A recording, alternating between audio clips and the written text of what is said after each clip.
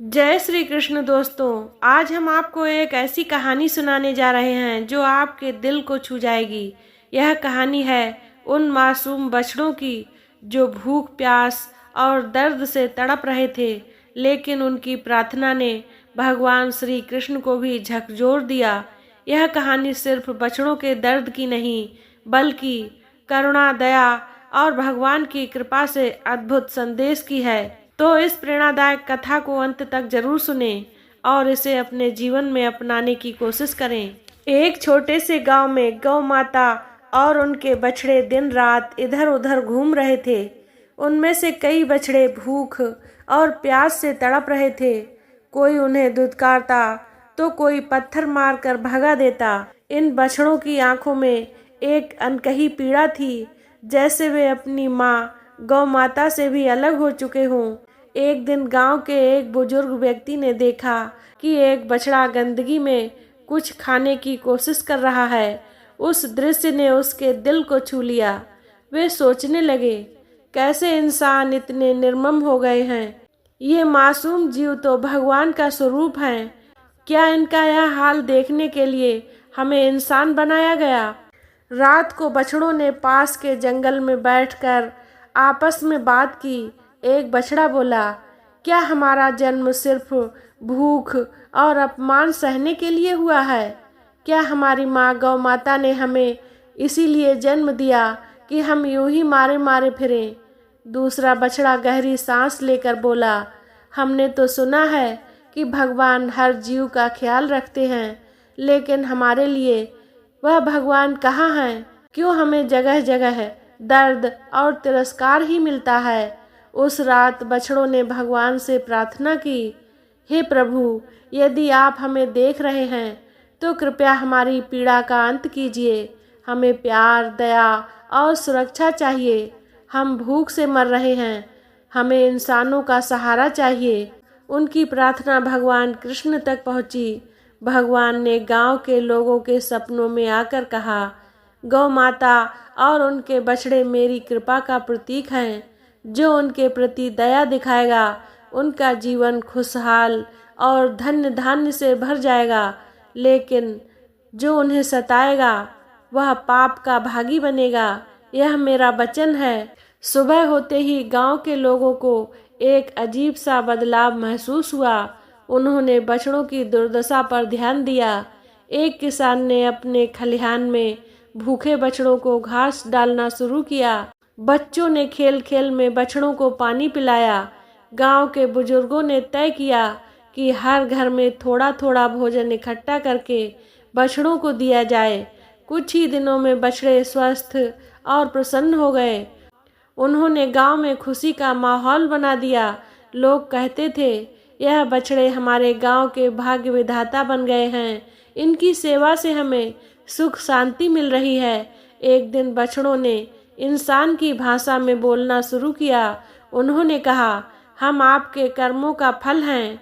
जब तक आप हम जैसे जीवों पर दया नहीं दिखाएंगे, तब तक आपका जीवन अधूरा रहेगा। भगवान कृष्ण ने गांव के इस परिवर्तन को देखकर मुस्कुराते हुए कहा, जहां गौ माता और उनके बछड़ों का सम्मान होता है, वहां मेरी कृपा सदा बनी रहती है। यह गांव अब मेरा आशीर्वाद प्राप्त करेगा। गौ माता और उनके बछड़े ईश्वर का रूप हैं। उनकी सेवा से ही जीवन धन्य होता है। दया ही सच्ची भक्ति है और गौ सेवा ही ईश्वर की पूजा। भूखे जीव की मदद करना सबसे बड़ा पुण्य है। गौ सेवा करने वालों पर भगवान की कृपा सदा बनी रहती है।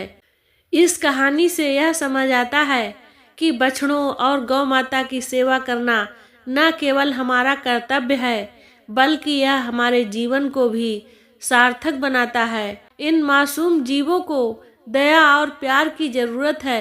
भगवान की कृपा उन्हीं पर होती है जो जीवों के प्रति करुणा दिखाते हैं। बछड़ों की भूख और दर्द को देखकर दया करें। उनके लिए आश्रम, भोजन और सुरक्षा की व्यवस्था करें।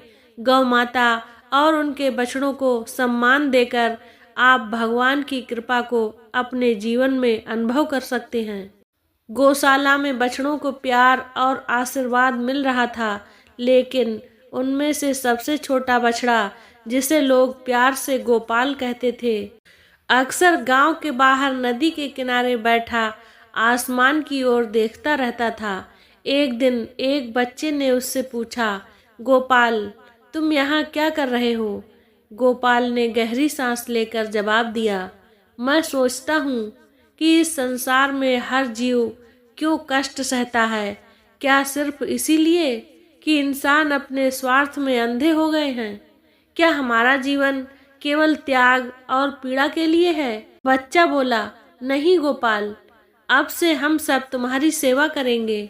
हम तुम्हें कभी भी दुखी होने नहीं देंगे। उसी रात गांव के हर व्यक्ति को एक दिव्य स्वप्न आया।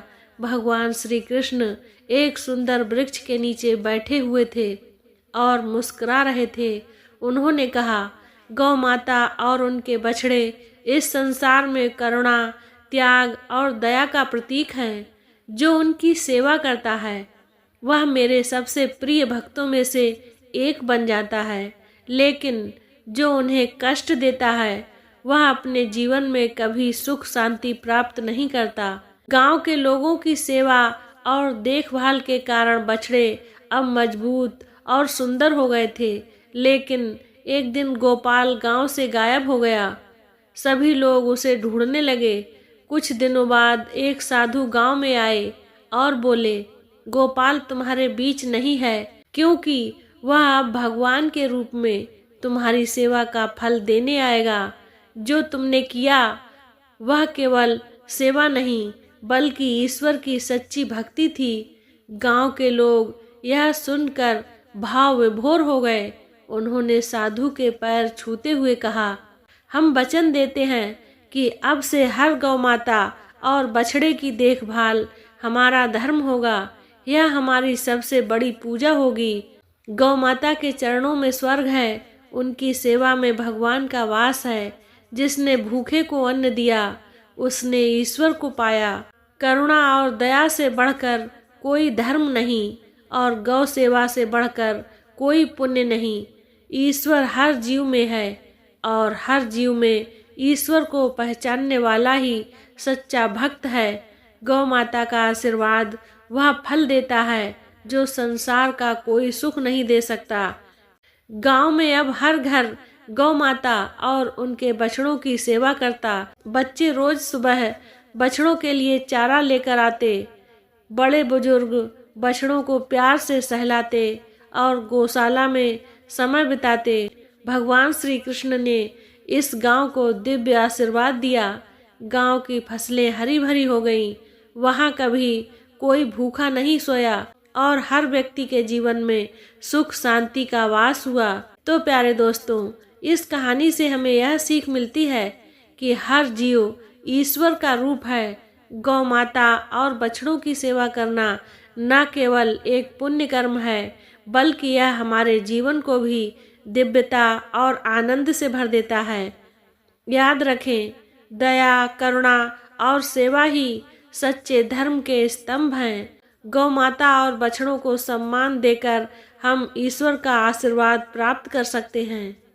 तो दोस्तों, यह कहानी हमें सिखाती है कि हर जीव में भगवान का अंश होता है। गौ माता और बछड़ों की सेवा करना हमारी नैतिक जिम्मेदारी ही नहीं बल्कि ईश्वर की पूजा के समान है। भगवान श्री कृष्ण का यह संदेश हमें याद दिलाता है कि दया और करुणा ही सच्चा धर्म है। अगर यह कहानी आपको अच्छी लगी हो तो इसे दूसरों के साथ साझा करें और गौ सेवा के महत्व को बढ़ावा दें। और अंत में बस मैं यही कहूँगी, गौ सेवा से बड़ा कोई पुण्य नहीं और दया से बढ़कर कोई धर्म नहीं। जय गौ माता की, जय श्री कृष्ण।